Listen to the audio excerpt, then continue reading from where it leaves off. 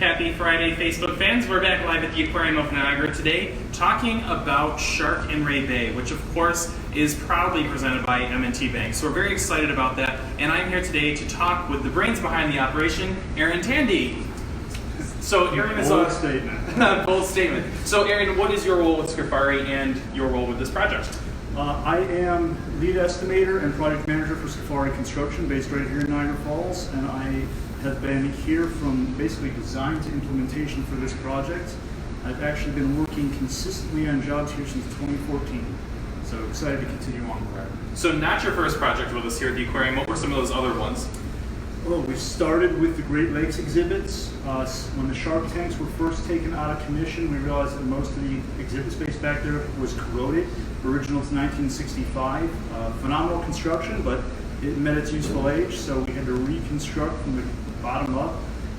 From there we moved to the DEC exhibits, and then the puffer tank, and then the catastrophic flood happened, and we redid the entire first floor and basement space, and then the AZA renovations, Aliens of the Sea, Penguin Coast, and now Shark and Ray Bay. So Aaron has a lot of experience working with the aquarium. Definitely some unique environmental conditions that you're not used to working at school districts and hospitals.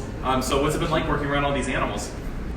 It's been a learning experience. that is honest. The first job or two we did here, there were some growing pains.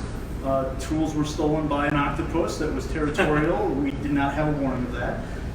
Since then, though, it's honestly a great place to work. Even with animal restrictions, animal care, it's another level of safety that you don't get on our standard jobs, but there's also so much more appreciation. A lot more care goes into what gets done here, and it gives us a real chance to be creative, which on a day-to-day basis, we typically build what's on the drawings. Here, we get a chance to kind of be creative, and it's a lot of fun. Absolutely. And we kind of sometimes joke when you start a new job with us that we have to give new contractors on the site a day or two to acclimate to the fact that there's pretty fish all around the aquarium. Absolutely. I lose roughly the first 4 hours of every shift for a new person because we have to walk them around to the exhibits and say, okay, now that you've seen everything, you're here to do work, so please come back to work. And when it's slow, you're welcome to watch a show or things like that. But it can be like herding cats from time to time to make sure work gets done. Well, you do a great job with it, and we're certainly appreciative. So what we'd like to do now is actually walk you behind the scenes to construction on M&T Bank, Shark and Ray Bay. So we're going to have you follow us into the exhibit space. Now we are on our first floor level, right next to the main staircase and the front entrance and gift shop. So if you're thinking about where we are in relation to the rest of the building, we're kind of located in that central area. So this construction wall will be coming down relatively shortly once we're able to complete all the work that's being done behind the scenes. But right now, we're held behind a temporary wall that keeps our contractors safe, keeps our visitors safe, and our animals safe as well. So Aaron, can you kind of point out some of the key features of the space? Absolutely. So I think most excitingly is the new touch tank that's going in. 3,000 gallon tank here. Actually, we can pull this up a little bit. We've got it covered because we were working on some of the drywall finishing. This tank was just recently installed within the past 2 weeks. We had the group Hull Aquatics came out of Georgia. Eric calls it phenomenal designer, great to work with. And Tenji Aquatics, Ed Seidel and Brian Lincoln came out. Again, great people to work with. They did a phenomenal job putting this together. You can actually see that we are holding water right now, which is great for any tank. It means we didn't mess it up too badly, that it didn't leak all over when we filled it. That's basically getting all the back work done right now so the animals will be ready when we're done. We've got it covered to keep it safe. Eventually, we're going to put a surround on the outside. If you take a look at the renderings behind you. Here. So this is our pretty pictures, and hopefully when we're done, it looks kind of like this. So a bit of solid surface surround, custom rock work. We actually have Jennison Studios. This is a custom mangrove tree being built in Texas right now that will be shipped up to us, hopefully within a month or two, or whenever we're able to resume on a real schedule to keep moving here. Exciting stuff. Now, this tank is huge. It holds several thousand gallons of water. There's no way it fit through the doors, so we had to be a little creative in terms of how that was moved into the building and also moved across the country. So what was that like when this thing showed up in, 7 or 8 pieces? Every project here presents a new challenge for us. Thankfully, after the past 5 projects, we learned to measure doorways prior to releasing the tanks to get here. So I think this is the first job in 6 years where we have not had to knock a hole in the wall. to get the tank inside. So that was fun. But then it was also became a lot like Legos. When we figured out how the parts went together and how much space it actually took up here, overnight we went from having a whole room to work in to having 3-foot walkways around the edge. And then it became concerns of how do we put it together once it's sealed, and then of course, how do we protect it? Because we don't want to damage it, we don't want to contaminate it with a lot of the materials that we use aren't necessarily marine safe, so we got to make sure those don't get into the tank to prevent any additional cleaning, siphoning work that would have to be done. So now you've had a lot of time to go behind the scenes with us, and you see all those support areas that essentially allow these exhibits to function. You'll notice that there's no life support on the first floor here, so we found a place to put it. Where did that end up? The poor facilities guys. So under the last project, we built a beautiful new facility shop for them to work in to help upkeep the building, and this project we had to take it away.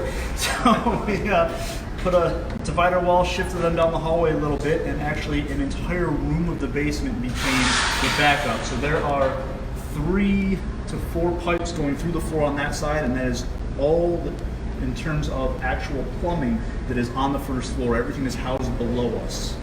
Excellent. So we'll have you come on in here and we can show you a little bit more of the exhibit. So the exhibit itself allows for people to move all the way around it. So there's no limitations in terms of access. Lots of surface area against the outside of the tank.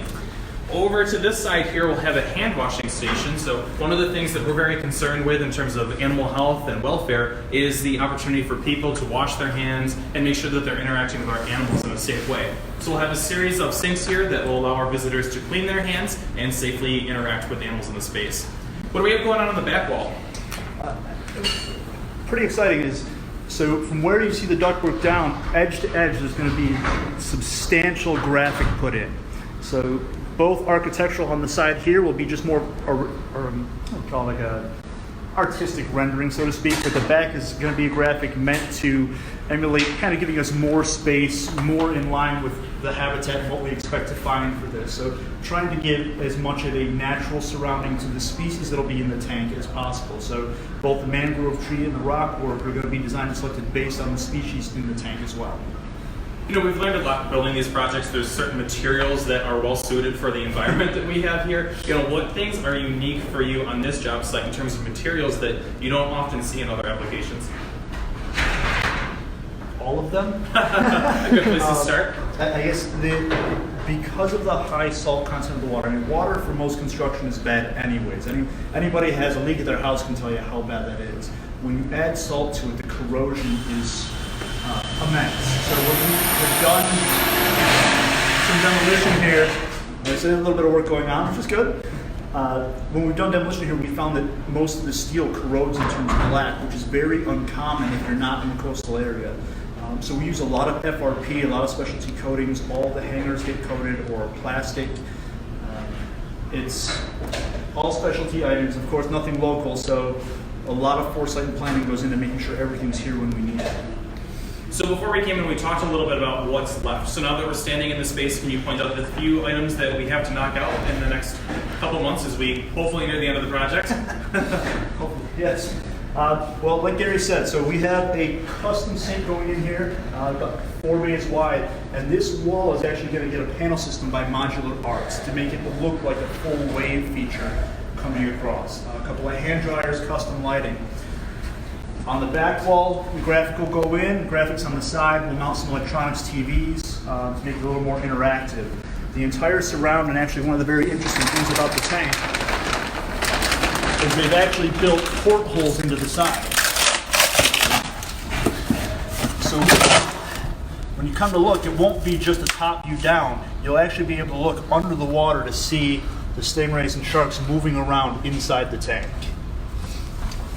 Again, this will all be built with custom casework on the side to give it a much more aesthetic feel than just the black tank. Hide the plumbing underneath there.